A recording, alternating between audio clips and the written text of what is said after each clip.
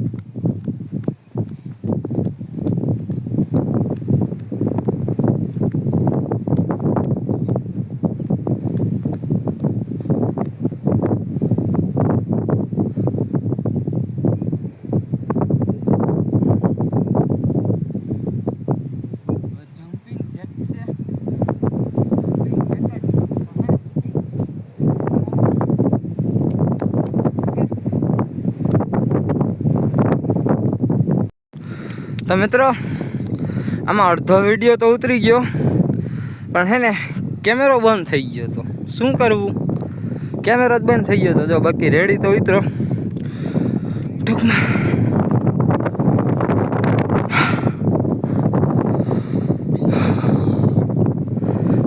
પરસેવો હરી ગયો, ફાટી બીજો દી ફાટી ગઈ.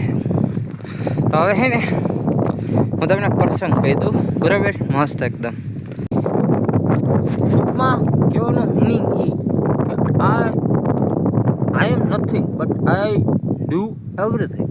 એટલે કે હું અત્યારે કાંઈ નથી, પણ હું ભવિષ્યમાં કાંઈ પણ કરી શકું છું.